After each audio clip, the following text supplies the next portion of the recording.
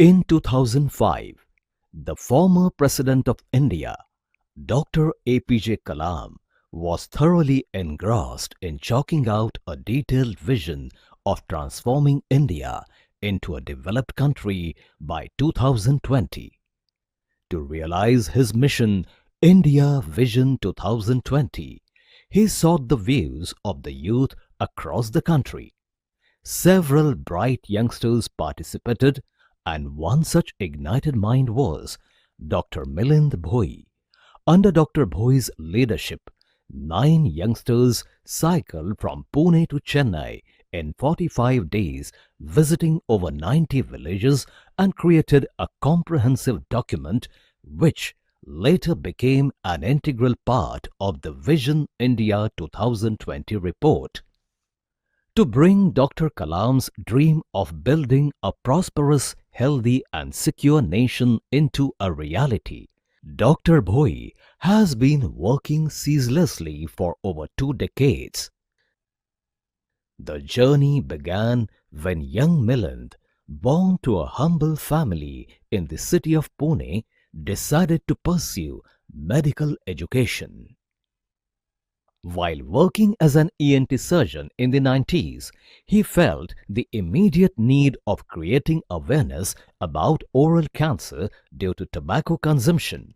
He realized that tobacco-related oral cancer is one of the most serious health issues in India, and it is affecting a large population, cutting across the boundaries of gender, age and class.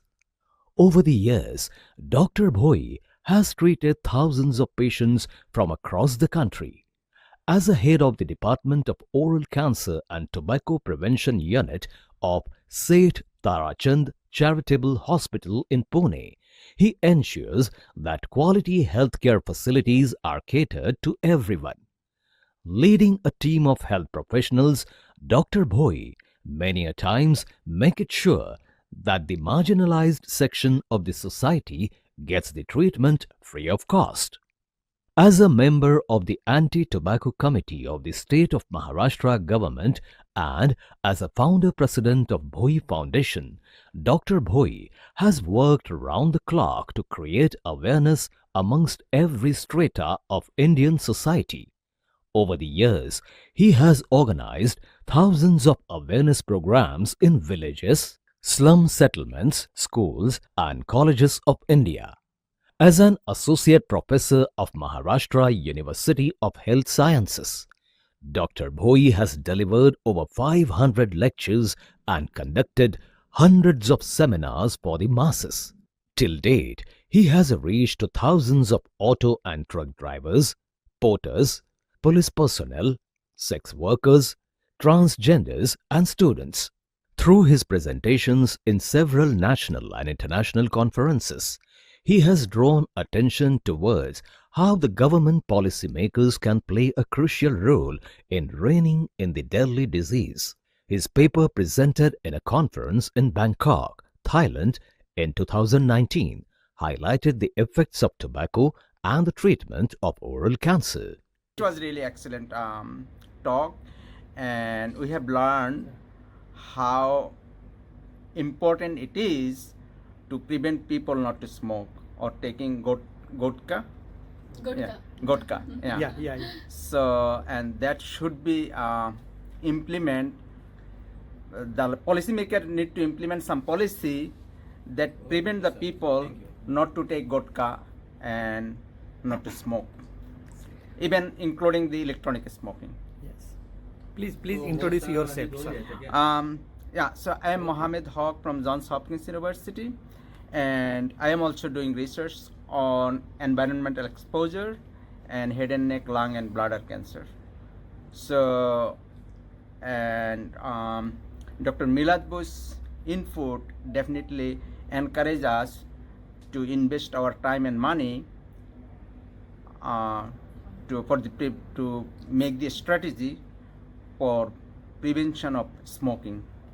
While working among the urban youth and figuring out sustainable solutions for their problems, soon Dr. Bhoi came across the serious issue of the plight and rehabilitation of prison inmates. the initiative named as Prerna Path was launched, which aims to look after the mental and emotional rehabilitation of the jail inmates. To strengthen the emotional bond between the inmates and their children, Dr. Bhoi regularly organizes meetups without any barriers. Inmates' interactions with their children has not just helped in creating the bond, but it has helped the inmates in more ways than one to rejoin the society with healthier mindset. As a part of this initiative, eminent personalities like Jayant Narekar, Raghunath Mashelkar, and Babasaheb Purandare. Till date, Dr. Bhoi and his team has been working tirelessly to enrich the emotional well-being of the inmates. In 2017, the prison walls of Yeravda jail resounded with Zakir Hussein's tabla beats as he interacted and performed for the inmates. और यहाँ आने का कारण है मेरे बहुत ही close मित्र doctor Milind भोई और भोई फाउंडेशन। उन्होंने मुझे ये मौका दिया, नहीं तो मुझे कहाँ मिलता है ये मौका आप लोगों से मिलने का। मुझे आके आप लोगों को मिलके मैं बस भगवान से ये प्रार्थना करता हूं कि आप लोग यहाँ पर हैं, लेकिन आप लोगों के दिलों में हमेशा खुशी रहे, आप लोगों के मन में शांति हो, और जो हम लोग आज कार्यक्रम करने वाले हैं उससे आपको अगर एक पॉजिटिव एनर्जी अगर मिले तो मैं अपने आप को बहुत सौभाग्यशाली समझूंगा। Thank you very much. मेरा ये आज का जो परफॉर्मेंस है ये केवल आप लोगों को एंटरटेन करने के लिए नहीं है, ये मेरा परफॉर्मेंस है आप लोगों के लिए एक प्रार्थना है, आप लोगों के जीवन के लिए एक प्रार्थना है कि आप लोग सदा खुश रहो और जहां पर भी हो आप सुखी रहो। Thank you very much. Thank you. And Tabla Maestro Zakir Hussain mesmerized officials and prisoners at Yeravda Jail, Yeravda Central Prison, with his performance yesterday. Hussain visited the prison for a cultural program organized by State Prison Department in association with Bhoi Foundation. Nearly 3,000 prisoners, including convicts and under trials, both men and women, were present.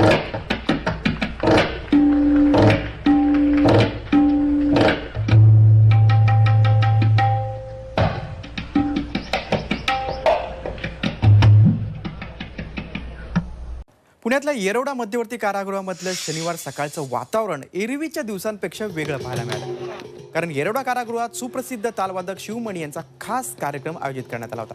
निमित्त होतं ते प्रेरणापथ या कार्यक्रमाचं. यावेळी शिवमणी यांनी मंचावरून आपली कला सादर करून सगळ्यांना ताल धरायला लावला. सोबतच कैद्यांमध्ये जाऊन त्यांनाही आपल्या वादनात सहभागी करून घेतलं. मराठी, पंजाबी, दाक्षिणात्य शैलींमधल्या संगीतातल्या त्यांनी केलेल्या वादनानं कैदीच नाही तर उपस्थित पोलीस अधिकारी आणि कर्मचारीही भारावून गेले.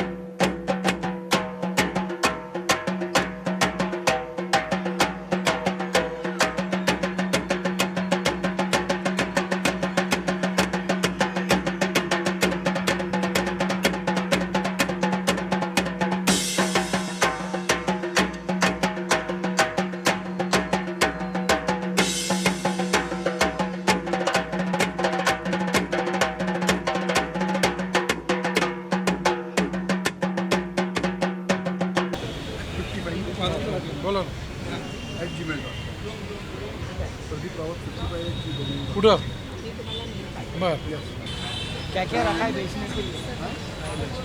महिलाओं के ये शुरू हो गया कि शुरू होने वाला है?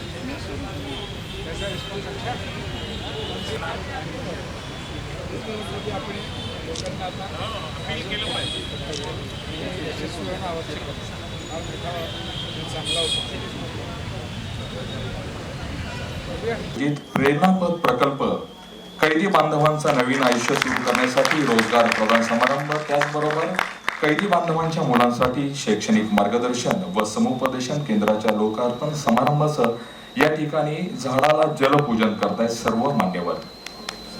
कैदी बांधवांना काय प्रॉब्लेम येतो तर त्यांच्यावर गेली अनेक वर्ष काम करताना आम्हाला असं जाणवलं की बाहेर आल्यानंतर जर त्यांना चांगलं रोजगार दिला नाही आणि त्यांना जर मोकळं ठेवलं, खाली दिमाग शैतान का घर होत आहे, तर ते परत गुन्हेगारीकडे जातात. पण हे बोलायला आणि लिहायला खूप बरं आहे, पण तुम्ही विचार करा, हे बाहेर पडल्यानंतर कुठली बँक सर यांना लोन देत नाही, कुठल्याही चांगल्या शाळेमध्ये यांच्या मुलांना ॲडमिशन मिळत नाही किंवा कोणी यांना मदत करायला पुढे येत नाही. त्यांना कुठल्याही कार्यक्रमात बोलवलं जात नाही, एका प्रकारे वारीत टाकलं जातं, कारण तो जेलमधनं आलाय म्हणून. पण मी गेल्या 16-17 वर्ष जेलमध्ये काम करतोय. माझं असं म्हणणं आहे की ही सगळी प्रामाणिक मंडळी आहेत, यांनी यांचे गुन्हे कबूल केलेत, त्यांच्यावर तो कॉन्शियस आहेत म्हणून ते आतमध्ये गेलेत. जे प्रामाणिक नाही आहेत, जे सगळ्या प्रकारचे गोष्टी मॅनेज करू शकतात, ते यांच्यापेक्षा डेंजर असून सुद्धा समाजामध्ये ताटमानेने वावरत आहेत, ते खरे गुन्हेगार आहेत. कैद्याच्या मुलांनी कैदी न होता त्यांनी NDA जावं, त्यांनी MPSC करावी, त्यांनी UPSC करावी, त्याच्यात एखादा अधिकारी तयार व्हावा, एखादा डॉक्टर तयार व्हावा, याच्यासाठी शैक्षणिक मार्गदर्शन केंद्राची खूप गरज होती. ती आज आपण या ठिकाणी सुरू करतोय. कैदी हे 12 वर्षांनी, 15 वर्षांनी, 20 वर्षांनी बाहेर येतात. बाहेर आल्यानंतर त्यांचं जग वेगळं असतं. त्यांना बाहेरच्या जगाशी जोडून घेण्यासाठी वेगळ्या प्रकारचं काउन्सिलिंग गरजेचं असतं. जसं कैद्यांना काउन्सिलिंग गरजेचं आहे, तसं त्यांच्या कुटुंबियांना पण गरजेचं आहे. कारण त्यांना जर बाहेर आल्यानंतर रिस्पेक्ट आणि प्रेम मिळालं नाही तर कधी कधी वैतकून म्हणतो याला आत होतं तेच बरं होतं, घरात उगाच बाहेर आलं. आणि विशेषतः मुलांमध्ये एक निगेटिव्ह फॅक्टर, एक डिप्रेशन आलेलं असतं की वडील जेलमध्ये आहेत, घरामध्ये परिस्थिती नाही आहे, मग तो मुलगा गुन्हेगारीकडे आणि व्यसनाधीनतेकडे जाऊ शकतो. हे न होता त्याच्यातून एखादे माशेलकर तयार व्हावे, त्याच्यातून एखादे निंबोरकर तयार व्हावे, त्याच्यातून एखादे नारळीकर तयार व्हावे, त्याच्यातून एखादे विनय सहस्रबुद्धे तयार व्हावेत आणि त्याच्यातून एखादे प्रवीण पाटील सारखे अधिकारी तयार व्हावेत. ह्या एका उद्देशाने प्रेरणापद काम करत आहे. आणि मला असं वाटतं की ज्या संख्येमध्ये प्रतिसाद या उपक्रमाला मिळतोय, नक्कीच एखादा आमचा मुलगा, कैद्याचा मुलगा पुढच्या एखाद्या कार्यक्रम या ठिकाणी स्टेजवर बसलेला आपल्याला बघायला मिळेल. तो दिवस यावा अशी मी प्रार्थना करतो. आणि एकच आवाहन करतो की या सगळ्या वाटचालीमध्ये, या वारीमध्ये एक भुई होण्याचा प्रयत्न आम्ही करतोय. तुम्ही सर्वजण आमच्या बरोबर या, तुमचे आशीर्वाद आम्हाला द्या. माना कि जहाँ को गुलशन में ना बदल सके हम, चंद काटे तो उठा लिए, जहाँ से निकल गुजरे हम.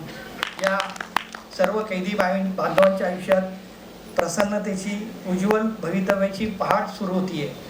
ती पहाट अशीच येत जावं. आणि याच्यातून तुम्ही चांगली माणसं तर आहातच.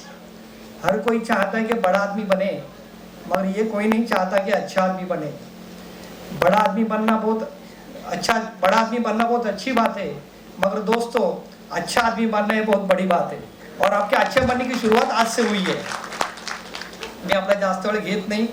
या सर्व कैदी बांधवांच्या कुटुंबांच्या आयुष्यात मांगल्याची आणि प्रसन्नतेची सकाळ सुरू होत आहे आणि ती अशीच येत राहावी अशी परमेश्वराचरणी प्रार्थना करतो. अंजानने एक फार सुंदर गीत लिहिलं होतं हैसियत चित्रपटामध्ये. ते गीत मला फार आवडायचं, पण ते आज मला यांच्या आयुष्याची सुरुवात होताना, आयुष्याची पहाट होताना ते मला आठवतं. ते सांगतो आणि थांबतो. त्याच्यामध्ये पहाटेचं सुंदर वर्णन केलंय. आणि अंजनने असं लिहिलंय की धीरे धीरे सुबह हुई जाग उठी जिंदगी, धीरे धीरे सुबह हुई जाग उठी जिंदगी, प्यार का नाम जीवन है, मंजिल है प्रियतम की गली, मंजिल है प्रियतम की गली. किरणों से दामन भर लो, प्रीत से तुम तन मन भर लो, जिसमें जितनी प्यास जगी उतनी ही प्रीत मिली. आणि शेवटची ओळ खास तुमच्या सर्वांसाठी.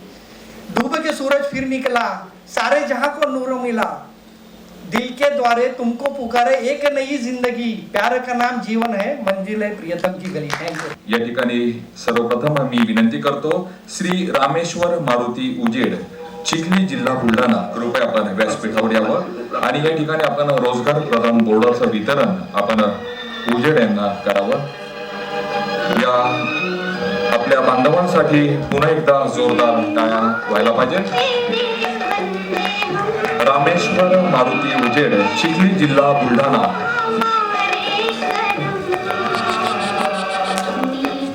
थांबा थांबा.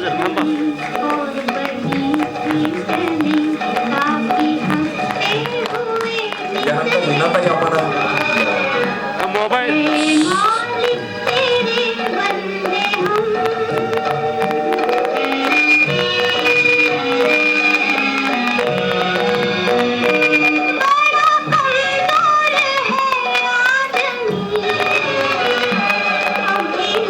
या ठिकाणी एक सांगायला आम्हाला अभिमान वाटतो, ज्ञानेश्वर मुळे सरांनी त्यांना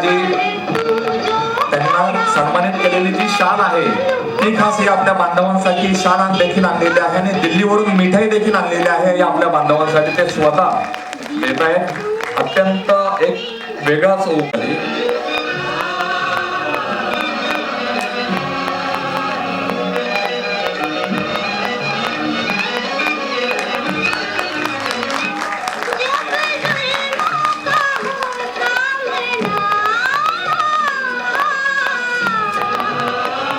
यानंतर विठ्ठल डोंगरे आपण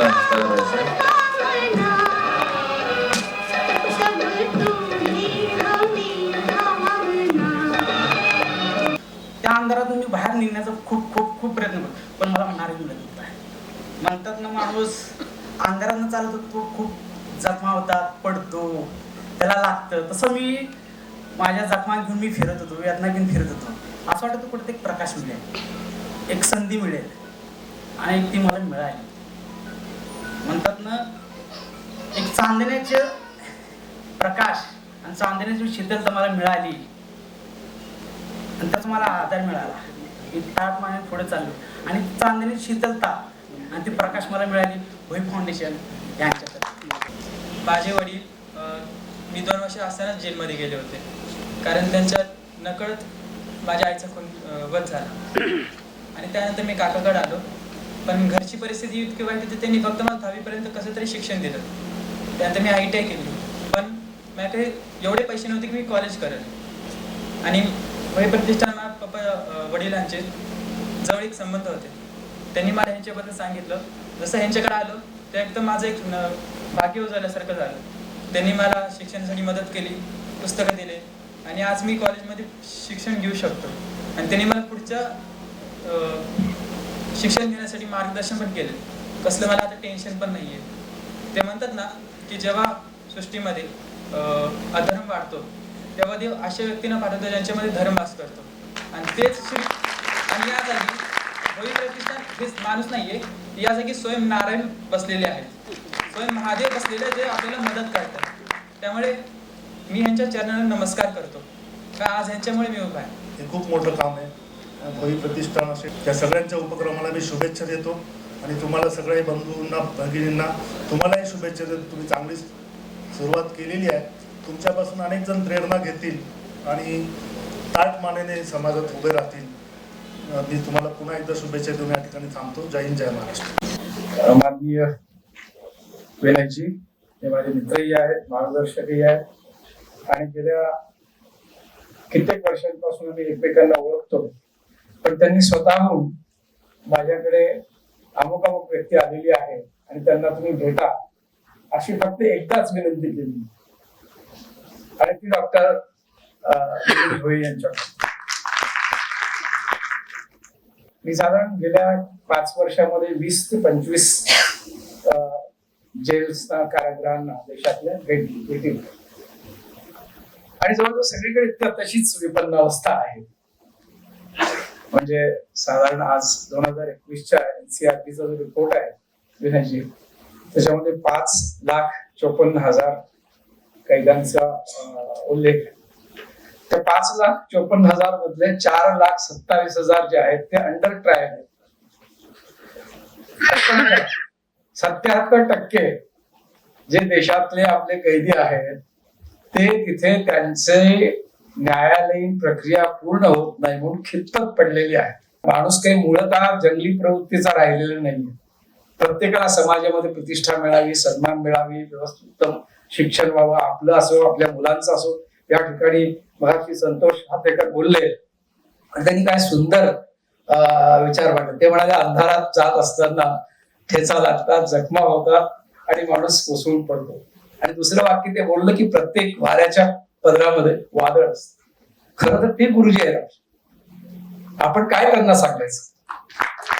आणि म्हणून हा हा वेगळा आगळा वेगळा संवाद आहे तो असं करा होई सर, आपण एक कॅम्पेन घेऊया पुणे शहरापुरतं तरी निदान 600 आता आज 6 लोकांचा केला ना, पुढच्या वर्षी 600 लोकांचा करूया ना. याच्यातलेच 100 लोक तयार होतील, 25-25 हजार द्यायला तयार नसतील तर सगळ्यांचे पत्ते द्यावी, प्रत्येकाला फोन करायला तयार. ते करणे आवश्यक आहे. हा जो बाहेर येतो त्याला सन्मानानं जगण्याचा अधिकार आहे, जो आत आहे त्यालाही सन्मानानं जगण्याचा अधिकार आहे. कारण तसं पाहिलं तर मिलिंदजींचा आणि माझा काही खूप जुना परिचय असं नाहीये, माझ्या समजून 2-3 वर्ष झाली असतील. पण मिलिंदजींच्या कामामधलं सातत्य, त्यांच्या कामाच्या मुळाशी असलेली समाजाबद्दलची त्यांची संवेदना आणि आपण जे काम हातात घेतलं आहे त्याच्याबद्दलची त्यांची समर्पण वृत्ती, या तिन्हीमुळे मी मिलिंद भोईंचा एक चाहता झालेलो आहे. आणि त्यामुळे मी त्यांनी सांगावं आणि मी त्या कार्यक्रमाला हजर राहावं असं मी केलेलं आहे की हे पुनर्वसन बहुआयामी पुनर्वसन असतं. केवळ मुक्त झालेल्यांना नोकरी दिली म्हणजे काम संपत नाही, व्यवसाय दिला म्हणजे काम संपत नाही.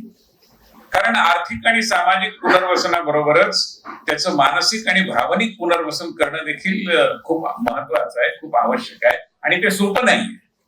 पुन्हा त्याला मानसिक दृष्ट्या स्थिरस्थावर करणं आणि त्याच्याही पुढे जाऊन एक मनुष्य म्हणून त्याला सन्मान आणि प्रतिष्ठा जी योग्य आहे त्या प्रकारचा सन्मान आणि प्रतिष्ठा कुटुंबाकडून आणि समाजाकडून त्याला मिळेल याची सुनिश्चिती करणं, हे सगळे अवघड विषय आहेत. पण मिलिंद भोईंनी या अवघड प्रश्नपत्रिकेलाच हात घातला आहे. आणि आता सांगितलं गेलं की तसे ते नाक कान घसा तज्ञ आहेत आणि घसा तज्ञ आहेत, त्यामुळे त्यांनी अनेक अशा मुक्त झालेल्या परंतु आपल्या वेदनेमुळे ज्यांना एक प्रकारे निशब्द केलेलं आहे अशांना त्यांनी वाचा दिली आहे. समाजाला त्यांनी या सगळ्या आपल्या मुक्त बांधवांच्या वेदना ऐकायला एक प्रकारे भाग पाडलेला आहे. आणि असं म्हणायला हरकत नाही की बाहेरच्या जगामध्ये आल्यानंतर मुक्तीचा वारा काय असतो, मुक्तीचा गंध काय असतो, हे कसं समजून घ्यावं आणि कसं त्याचा आस्वाद घ्यावा हे देखील आमच्या आता मुक्त झालेल्या बांधवांना शिकवलेलं आहे. दिवसभर ते कितीतरी सर्जरीज करत असतील, मला माहिती नाही किती करतात, कारण साधारण फोन केला तर ते सर्जरीमध्येच असतात. पण ही जी सर्जरी ती ऑपरेशन थिएटरच्या बाहेर करतायत, समाजाची बधिरता कमी करण्याची, मला असं वाटतं की त्या सर्जरी करता आपण सगळ्यांनी त्यांना सलाम केला. समाजाला या सगळ्या खोटेपणाची, तकलादूपणाची, एक प्रकारच्या दांभिकतेची जाणीव करून देण्याचं काम सुद्धा न बोलता डॉक्टर मिलिंद भोई करतायत. आणि तोही मला असं वाटतं की त्यांच्या कामाचा एक अतिशय उल्लेखनीय असा पैलू आहे. आणखीन त्यांचं एक वैशिष्ट्य मला सांगितलं पाहिजे की ते एवढी मोठी संस्था चालवतात, आज कितीतरी वर्ष काम करतात, पण त्यांनी खरोखरच शून्यातून विश्व निर्मिती केली आहे. त्यांच्या बद्दल आपल्याला ज्यांना माहिती असेल त्यांना हे जाणवेल की असं कुठलंही पाठबळ घराण्याचं किंवा अन्य कोणतंही असं त्यांच्या मागे नव्हतं. पण त्यांनी स्वतः ठरवलं की समाजाचं मी काहीतरी देणं लागतो आणि त्याकरता मी काहीतरी करीन. मला असं वाटतं की आज समाजामध्ये अनेक लोक समाजकार्य करतात, खूप चांगली लोक करतात, यातही काही शंका नाही. पण समाजकार्य करता करता सामाजिक कामाचं, त्याच्या मागच्या प्रांजळ अशा भावनेचं कधीतरी एक एनजीओ करण होऊन जातं आणि त्या सामाजिक संस्था जगाव्यात हाच एक नवीन विषय बनतो. तसं बनू न देता त्यांनी आपल्या संस्थेचं चांगल्या अर्थाने एनजीओ करण होऊ दिलेलं नाही. ते त्यातली जी प्रामाणिकता आहे, जी तळमळ आहे, जी समर्पण वृत्ती आहे आणि एका दिव्याने दुसरा दिवा पेटवावा या प्रकारची एक चांगुलपणाची चळवळ जी आमचे ज्ञानेश्वर मुळे चालवतात, तीच एका वेगळ्या पद्धतीने विकसित करण्याचा त्यांचा जो इरादा आहे तो मला अतिशय उल्लेखनीय वाटतो. तुम्ही या सगळ्या कैद्यांच्या बरोबरीने त्यांच्या अनुभवाचा उपयोग करून हे आता मुक्तीदूत तुम्ही त्यांचे आहात आणि ही सगळी आपली मुक्त मित्रमंडळी आहेत, तर यांनी आपले अनुभव सांगणं, तुम्ही त्यांच्या मुलाखती घेणं, तुम्ही तुमचे अनुभव सांगणं, यातनं देखील समाजामध्ये आपण एक जागरूकता निर्माण करू शकू. त्या दृष्टीने आपण जरूर विचार करावा अशी माझी सूचना, माझा विनंती आपल्याला आहे.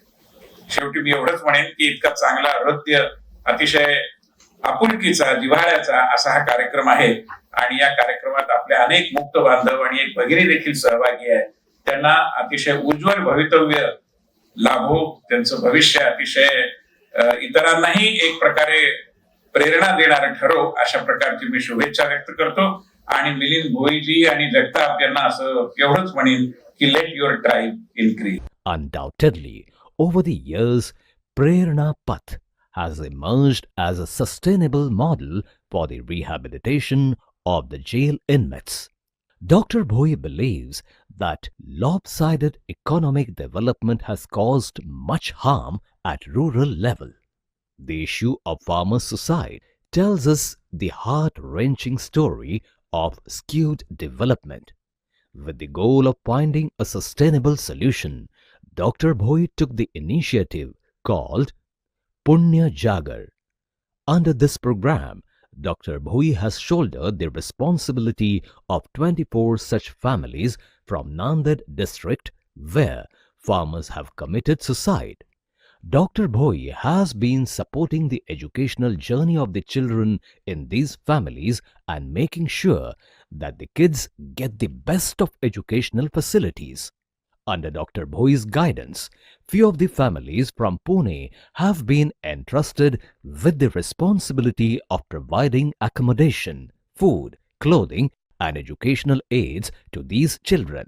As a part of the rehabilitation program, these children often stay with the supporting families in Pune, and the foundation makes sure that these kids get to celebrate all the family events and festivals.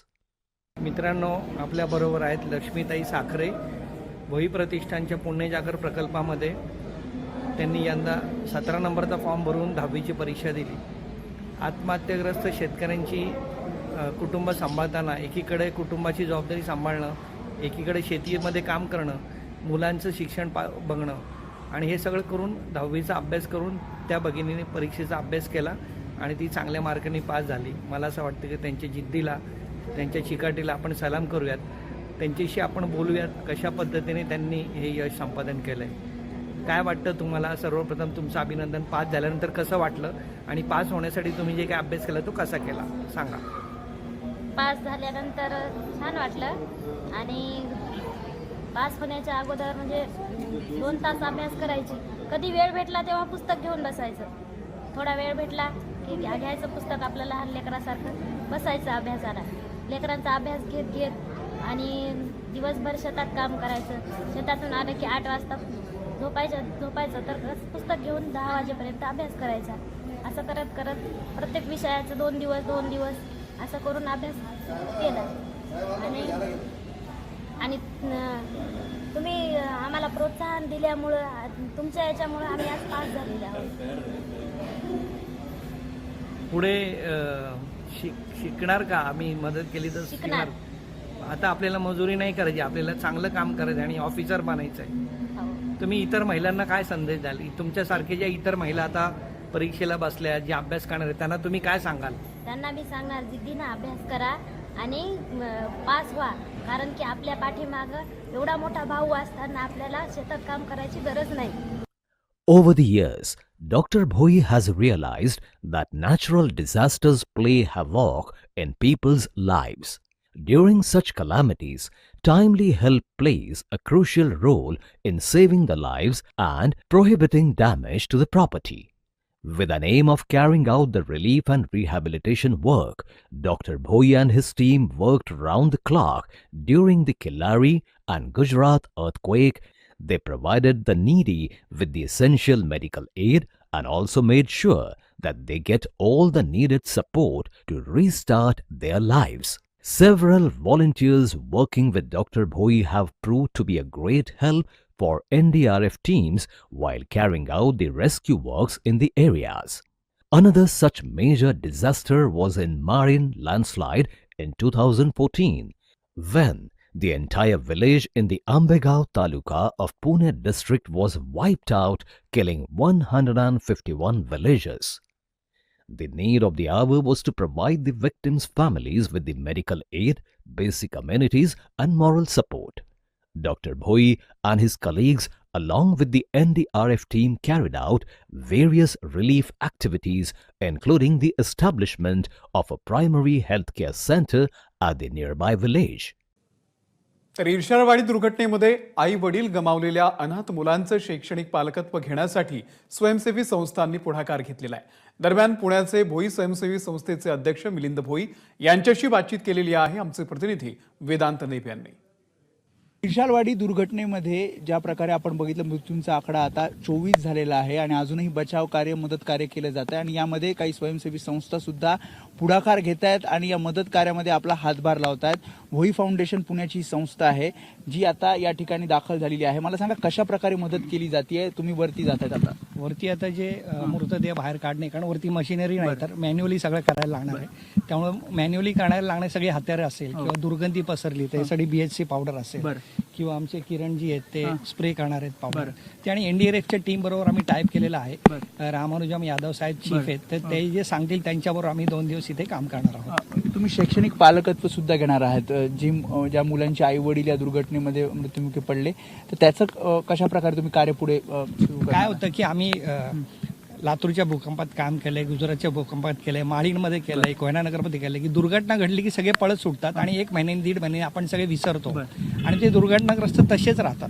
तर असं नव्हतं. या दुर्घटनेत ज्यांचे आई वडील गेलेत, जी मुलं अनाथ झालीत त्या मुलांचं शैक्षणिक पालकत्व कायमस्वरूपी भोई फाउंडेशन पुणे या संस्थेने पूर्णपणे तुम्ही शिक्षणाचा खर्च आम्ही करणार आहोत. म्हणजे त्या मुलांना इथे शिकायचं असेल, त्या मुलांना पुण्यात येऊन शिकायचं असेल तर कायमस्वरूपी शैक्षणिक पालकत्व पुणेकरांच्या वतीने भोई फाउंडेशनने किती मुलं आहेत अशी ज्याची काही यादी मिळाली? आमच्याकडे 6 मुलांची नावं आलेली आहेत पण आज आम्ही इथे काम करतोय.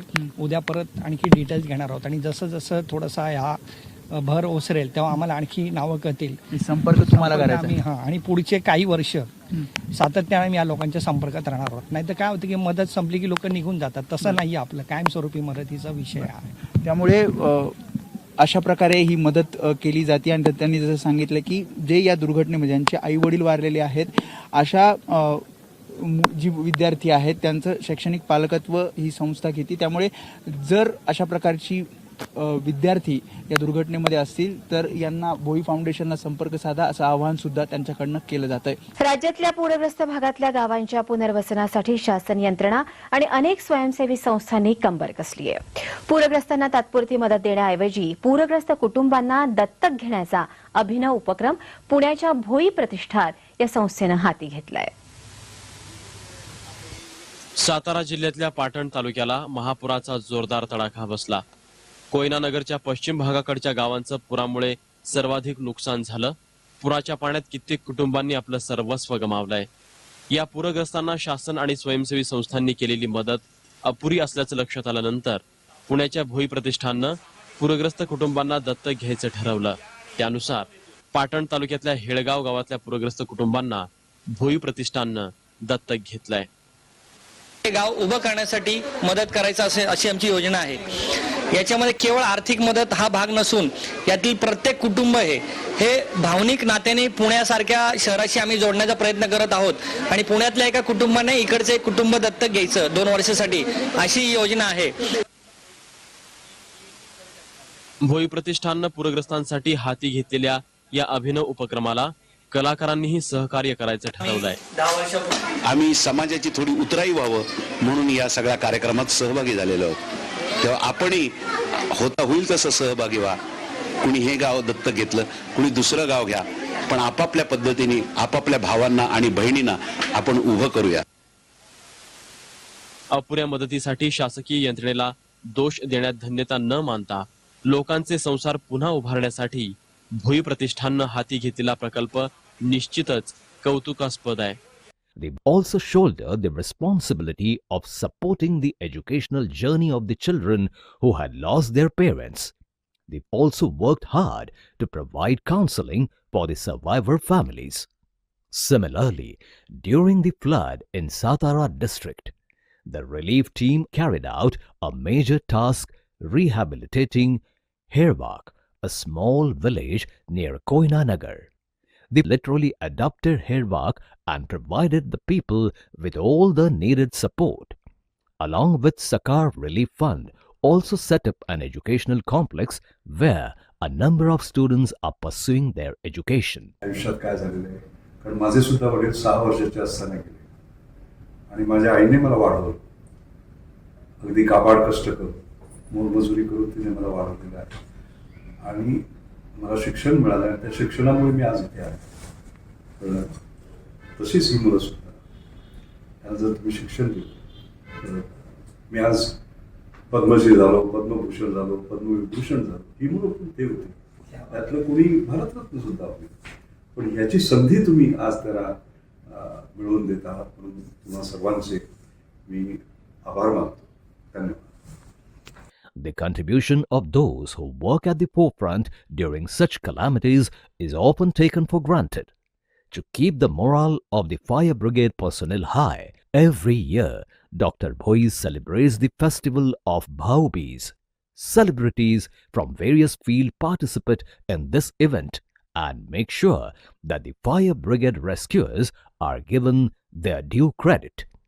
Today, Dr. Bhoi has been successful in designing and developing a disaster management model that can carry all the rescue, relief and rehabilitation works during such calamities.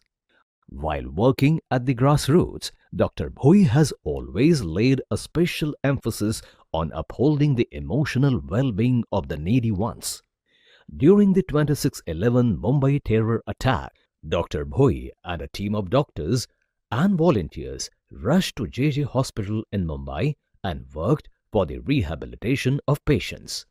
After the attack, Dr. Bhoi also organized a grand felicitation function to honor the Mumbai Fire Brigade officers for their bravery. Dr. Bhoi has been in touch with the family members of Major Sandeep Unnikrishnan, who was martyred in action during Mumbai attacks. With special affinity for underprivileged kids in the cities, Dr. Bhoi runs a special program called Asha Deep for the shoeshine boys working on Pune railway platforms. In association with the Pune Railway Police, Dr. Bhoi has started a computer training program for these children. The program, launched by Dr. Narendra Zadhav and Jayant Umranikar, is an endeavor to enhance the lives of these children.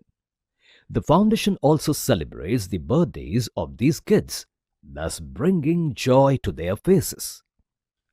Every year, Bhoi Foundation organizes a program, Rang Barse, where more than 500 orphans, visually challenged ones and HIV-positive kids play colors with the celebrities, thus celebrating the festival of Holi. पुण्यातल्या भोई प्रतिष्ठानं या मुलांसाठी रंगपंचमीचं आयोजन केलं होतं. मुलांनीही मनसोक्त रंगांची उधळण करत या रंगपंचमीचा आनंद लुटला.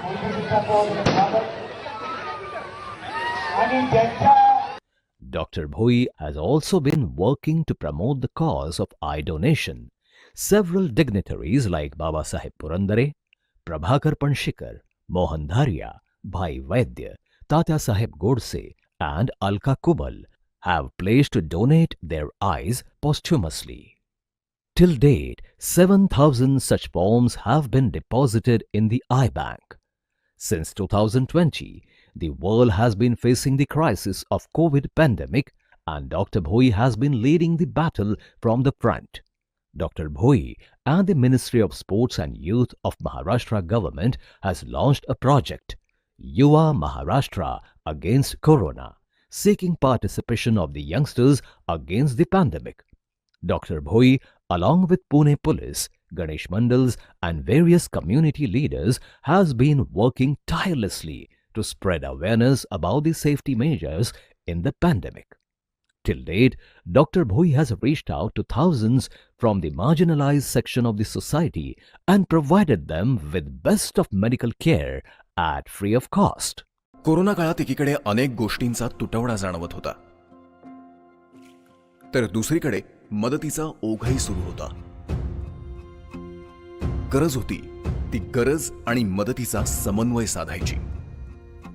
सामाजिक कार्यकर्ते डॉक्टर मिलिंद भोई आणि त्यांच्या भोई फाउंडेशननं ही जबाबदारी खांद्यावर घेतली. सरकारी यंत्रणा, विविध सामाजिक संस्था आणि सर्व दिशांनी उपलब्ध होणारी मदत योग्य त्या ठिकाणी पोहोचवण्यासाठी आवश्यक समन्वयाचं काम या सर्वांनी केलं.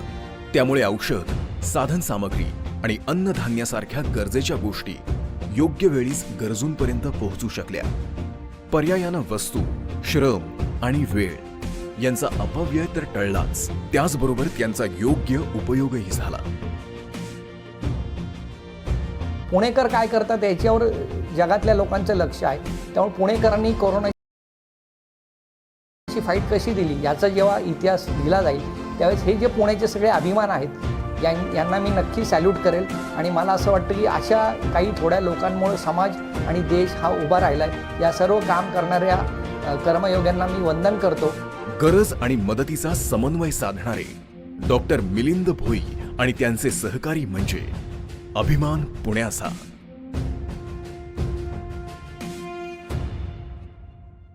Dr. Milind Bhoi continues to work relentlessly towards bringing Dr. Kalam's dream of building a prosperous, healthy, and secure nation into a reality. Accolades he has received like the National Youth Award by Government of India in 2020 and Mahatma Gandhi Award by Government of Maharashtra are the testimony of his commitment towards the cause. पुण्यामधले doctor Milind Bhoi यांचा सामाजिक सेवेबद्दल राष्ट्रीय युवा पुरस्कार देऊन नवी दिल्लीत सन्मान करण्यात आला. यावेळी शिवशाहीर बाबासाहेब पुरंदरे देखील उपस्थित होते. डॉक्टर भोई यांनी कैद्यांच्या आयुष्यात बदल घडवण्याकरता तसंच दरड कोसळल्यामुळे उद्ध्वस्त झालेल्या माळीण गावाला पुन्हा उभं करण्याकरता मोलाचं कार्य केलंय. डॉक्टर भोई आणि बाबासाहेब पुरंदरे यांच्याशी आमचे दिल्ली प्रतिनिधी रामराजेश शिंदे यांनी केलेली ही विशेष बातचीत. भोई प्रतिष्ठानचे मिलिंद भोई यांना राष्ट्रीय युवा पुरस्कार या ठिकाणी मिळालेला आहे आणि दिल्लीमध्ये हा पुरस्कार सोहळा रंगतोय आणि याच्यामध्ये दुग्ध शर्करा म्हणजेच की बाबासाहेब पुरंदरे जी आलेले आहेत या ठिकाणी, त्यांच्याकडून जाणून घेऊयात की नेमके त्यांच्या भावना काय आहेत. बाबासाहेब, तुम्ही या ठिकाणी आलेला आहात, इथं तरुणांचा उत्सव साजरा केला जातोय आणि अशा उत्सवासाठी आशीर्वाद देण्यासाठी तुम्ही इथं आले आहात. काय तुमच्या भावना आहेत मला सांगा. माझ्या भावना काही वेगळ्याच आहेत, कारण मी पारतंत्र्यात जन्माला आलो आणि स्वातंत्र्य मिळालं तर मी 25 वर्षाचा होतो. वाटलं होतं की आपल्याला स्वातंत्र्य पाहायला मिळेल, पण ते पाहायला मिळत आहे आणि एवढ्या वैभवशाली कार्यक्रमाला मला उपस्थित राहता येते. आज मी 96 वर्षाचा आहे. हा केवढा माझा भाग्ययोग आहे. हा एवढा मोठा भाग्ययोग म्हणजे लाभणं म्हणजे अक्षरशः नंदनवनामध्ये किंवा इंद्राच्या भूमीमध्ये पाऊल टाकण्यासारखाच आनंद येतो. दुसरे कोणती उपमा देऊ. मी अतिशय आनंदित आहे ते हे स्वातंत्र्यातलं सुख अनुभवल्यामुळे. आपल्यासोबत मिलिंद भोई जे आहेत त्यांच्याकडून जाणून घेऊयात की त्यांचे जे प्रयत्न आहेत ते कुठेतरी यशस्वी होताना दिसत आहेत. मिलिंदजी, मला सांगा की आजच्या या कार्यक्रमामध्ये तुम्हाला पुरस्कार प्रदान करण्यात आलेला आहे, काय वर्णन कराल या पुरस्काराचं? भोई फाउंडेशन ही आमची जी संस्था आहे 1994 पासून आम्ही काम करतोय आणि आज भारत सरकारने राष्ट्रीय पुरस्कार देऊन गौरव केला आहे. मला खूप आनंद होतोय. माझ्यासारखे काम करणाऱ्या अनेक कार्यकर्त्यांचा प्रतिनिधी म्हणून मी हा सन्मान स्वीकारतोय. भोई फाउंडेशन हे गेली अनेक वर्ष काम करतोय. आम्ही आदरणीय अब्दुल कलामांसोबत काम केलं आहे. विजन इंडियामध्ये कैदी बांधवांच्या मुलांसाठी आम्ही काम करतो. या सगळ्या प्रकल्पांना मिळालेली राजमान्यता असं मला वाटतं. धन्यवाद आमची चर्चा केल्याबद्दल. कैदीसुद्धा ही माणसं आहेत आणि सामाजिक कार्यामध्ये युवकांनी झोकून दिलं पाहिजे असा एक अपेक्षासुद्धा व्यक्त करण्यात आलेली आहे. रामराज शिंदे, झी मीडिया, दिल्ली. तिचा अनन्य सन्मान दिला जाणार आहे. पुण्यातील डॉक्टर मिलिंद भोई यांना कान नाक घशाच्या या डॉक्टरांनी आपला वैद्यकीय व्यवसाय सांभाळून समाजसेवेचं मोठं काम उभं केलं आहे. तरुणांचं प्रेरणास्थान असलेल्या भोई यांनी मंचावर यावं अशी मी त्यांना विनंती करते.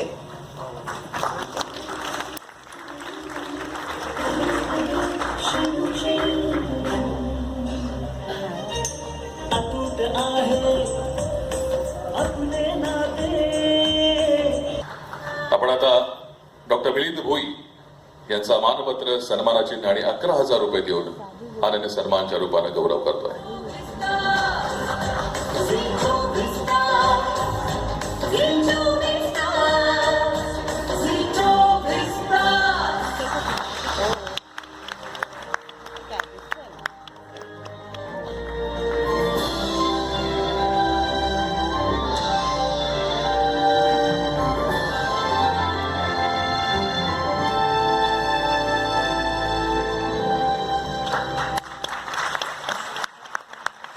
डॉक्टर भोई यांच्या या कार्याचं सन्मानपत्र आपण आता पाहूया.